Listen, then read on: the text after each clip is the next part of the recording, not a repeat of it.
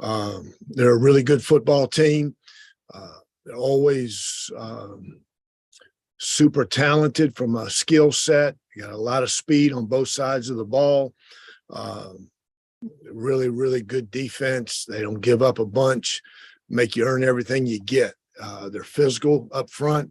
They can run, like I said, on the back end and at the linebacker position. It's a really good team, really good defense. And then offensively, they've got a seasoned quarterback, one of the top quarterbacks in the conference. He's equally good throwing the ball as well as running the ball. So we got to be cognizant of that. Defensively, he's very talented, throws the ball good. Like I said, he's played a bunch of games, for Florida Atlantic as well as the University of Miami. And he's a really good player. They had good skill, good receivers, good running backs. Their offensive line is big and physical, so it's a good football team, and they're always dangerous in the kicking game. You always have to be aware of that and be very sound in the kicking game because they're very talented there. So it's a really good football team, and we're looking forward to this opportunity that we get Saturday afternoon. So open it up to you guys. Hey, Coach, Cecil Joyce here. Good morning, Cecil. Morning, Coach. Coach, you've been through a lot of these now, but talk about this senior day coming up, and especially, what some of these guys have been through the last few years with COVID and a lot of other things concerned. Just how is this any different, or is it any more special? I wouldn't say it's any more special. They're all special. I wouldn't say it's any different. The only thing that's different is, we got a handful of guys that have, been here 6 years as opposed to 5. So that's probably the only difference in it, but it's a special group. We don't have that many, and I think there's going to be 11 of them that walk out there. All of them, to me, and they can answer that question for you, Cecil, but to me, all of them have had a very, very positive impact on this program.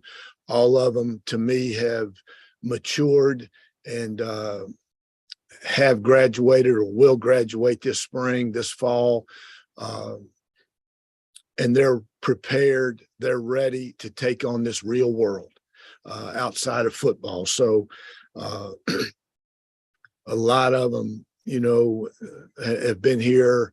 Like I said, a handful of them been here 6 years. Some of them been here 2 or 3 years. Some of them been here 4 years. So, but I love every one of them. I appreciate every one of them. I'm so thankful for every one of them and what they've given and sacrificed, for this program. And they mean the world to me. And I'm just proud of them in the journey that they've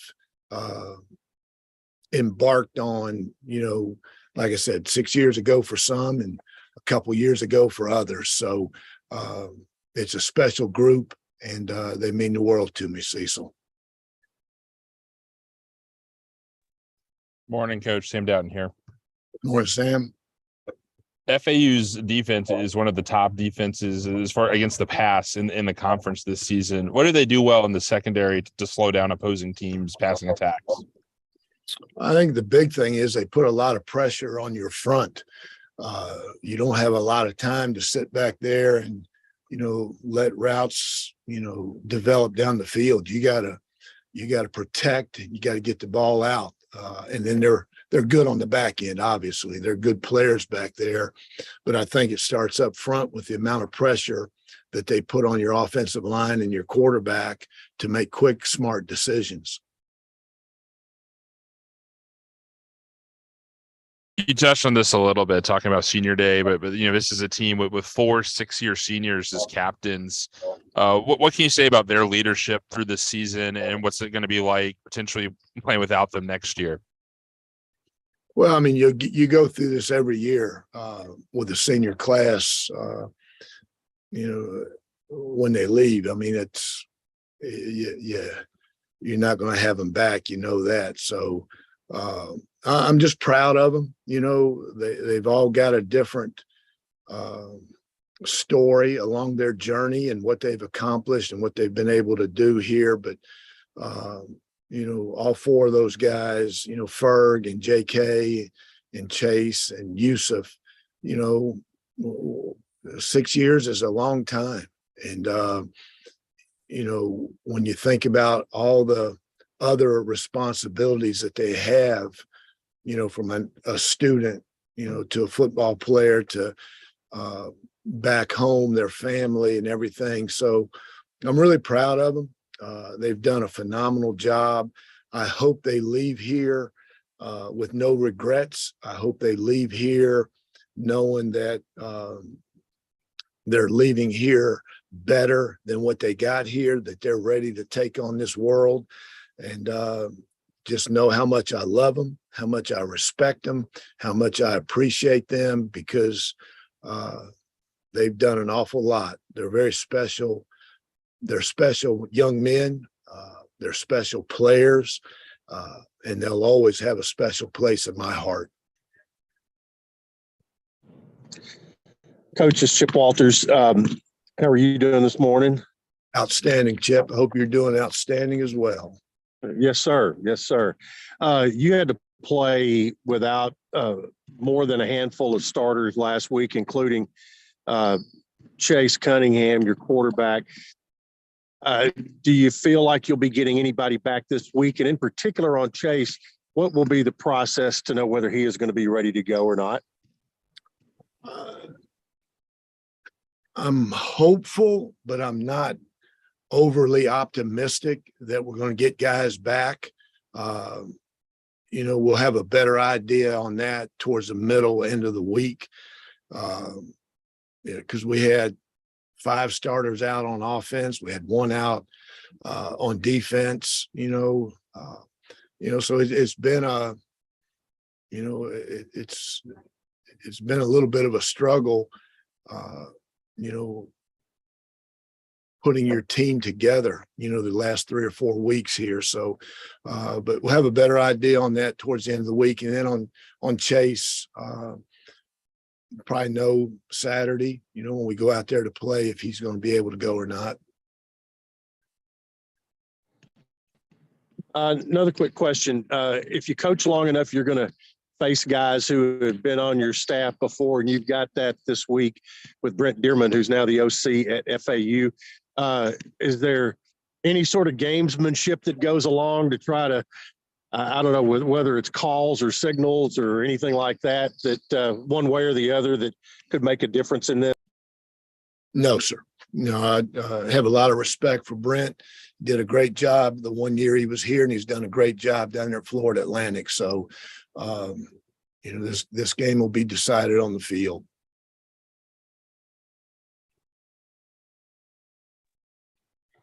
Hey, Coach, it's Chris Harris. How you doing, man? Outstanding, Chris. How are you doing, my man? I'm great. Great. Good to see you. You too. Just curious, as we get kind of towards the end of the season now, and you guys are one win away from getting bowl eligible with 2 to go. Just can you kind of speak to just how your guys have navigated the ups and downs of the season and put themselves in position to, kind of be where you wanted to be at the end of the year? Yeah, Chris, our team has done a really, really good job of staying focused, staying in the moment. Some games have gone the way we've liked them to go, and other games haven't. And I said at the very beginning of the year, a football season is a marathon. It's not a sprint. And you pick yourself up when you get beat. You pick yourself up after a win, and you go to work the next day. And our team has done that. They've been very resilient. They've had a great positive attitude, a great work ethic every week. And, we understand the ramifications. We understand what's out there. One of our goals at the beginning of the year was to go to a bowl game. And that goal is out there. We they ain't gonna give it to you. You got to go out and earn it. And but we understand, what we have to do to get there. And it's your focus is on this game here against FAU. You don't think about the next 2, you think about this one. And that's what our players will do. That's what we'll do as coaches, and keep battling and try to try to accomplish one of our goals.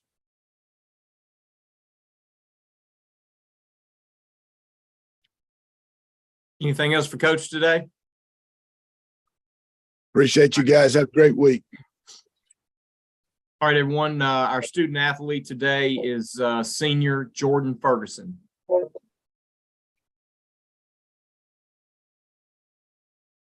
Good morning, everybody. Morning, Jordan. Cecil Joyce here. Good morning. How you doing today? I'm doing well. Thank you. Jordan, talk about, you faced a couple of guys with this kind of skill set during the season, but talk about their quarterback, Perry. Obviously can run with the ball and has a great arm, thrown for 2,000 yards. So, another big challenge for your defensive front.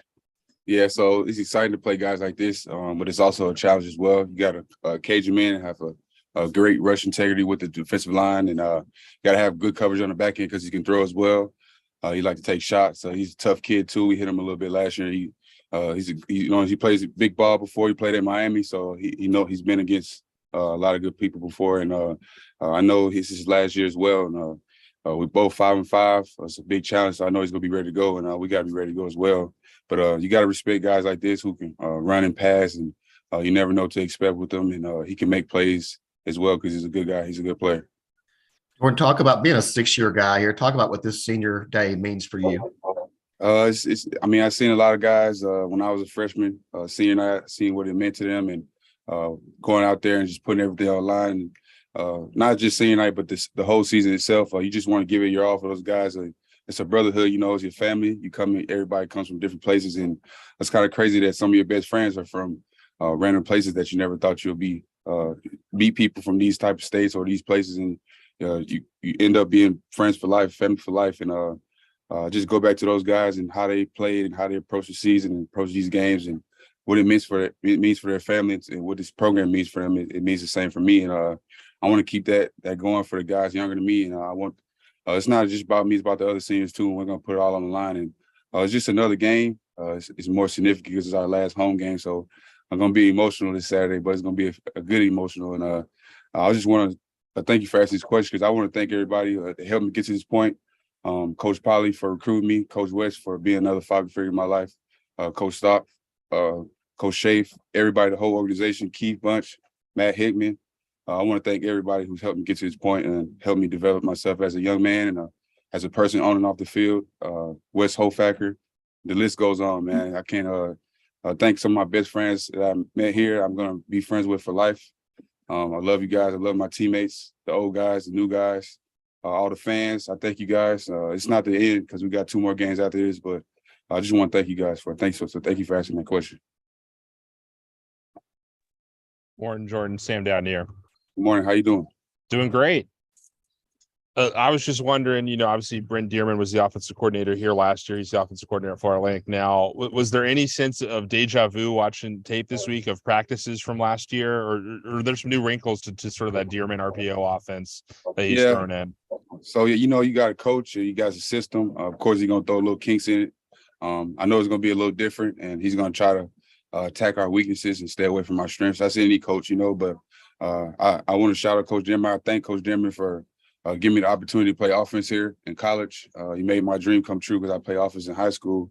That was my primary position, and I want to thank you for that. Thank you for the opportunity to show my talents on that too, and just even the other guys like Marlon and Zane last year. We really enjoyed that. We compete against the offensive line all camp, all spring, all season, and it was just fun to go out there to compete with them and go to war with them as well on the same side of the ball.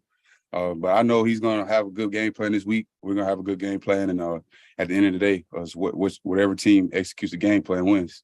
But I know Dearman got some guys over there, got some players. He got different, I know he's going to throw some little kinks in, like I said before. So it's going to be exciting to see and excited to execute the game plan. Numbers wise, they're one of the better rushing offenses in Conference USA this year. What do they do well to get that sort of production running the ball? Yeah, so they got a good up front, a big up front.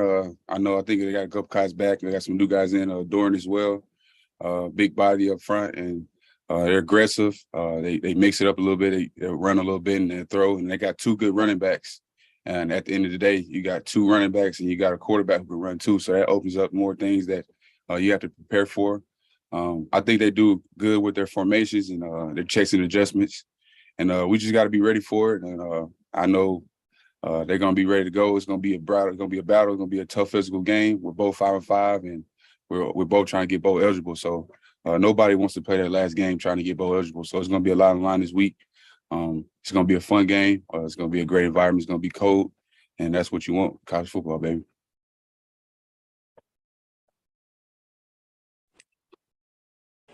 Hey, Jordan, man, how you doing, man? This is Jeremy Keller. I'm good. How you doing, man?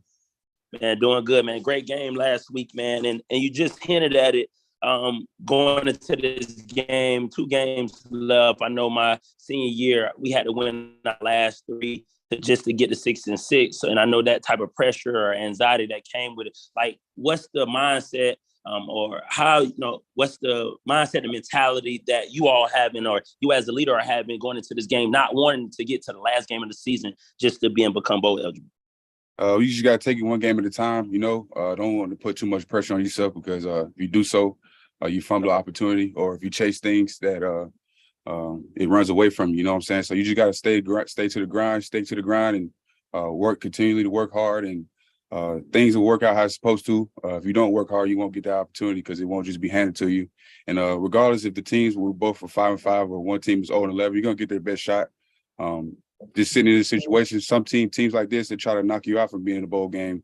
So you feel that same pain as them. Not FAU, but I'm just talking about a team who didn't have a chance to go to a bowl game. So you just prepare the same way, just like it's another regular game. But at the end of the day, you know what's at stake, and nobody wants to go home early. None of these seniors want to go home early. Nobody wants to go home and not feel that, feel that pain and have to wait a whole long month to come back in January with the guys, or people like seniors like myself who go out and do their thing in the future. But you just keep preparing, man. And like I say, you don't want to go like last year. You don't want to go into that last game with that anxiety, with that pressure on you. So you just try to take care of this week. But at the end of the day, it's another game on the schedule. We're trying to go 1-0 this week. Gotcha. Just one more question, man. So on that scoop and score, me and Jake Rose, we were having a conversation. We were like, man, what was Jacarius Wyatt saying to you on the sideline? And Jake asked me, would I have been mad? I was like, yeah, I would have been mad individually, but I would have been happy about the team. So man, tell us about that conversation on the sideline. Yeah, man, I get a chance to address this, man. I want to apologize. My boy, man, it's my best friend. He's one of the guys when one of my best friends I was talking about, man, we've been here for 6 years. Whoever thought would be here for 6 years, you come to college, think you got 5 years, 4 years, whatever that may be. But the ball was on the ground. I was like, get it. I called him Twin. I said, get the ball, Twin. And I don't know, you just in the game, heat of the moment, we both go down at the same time. I guess that's why they call us Twin. I kind of nudge him a little bit, man. I just feel bad. It's going to eat me forever, man. So I hope I can get him a touchdown before his career is over with. But we we love this game so much. We put everything on the line. We just want to do a thing, help our team win. But he did kind of punch me a little bit after we scored, but it was a good punch. It hurt a little bit, so I got to get him back. But I deserve it, though, and it's a selfish thing on me, and I apologize to my boy, but I'll make it up to him.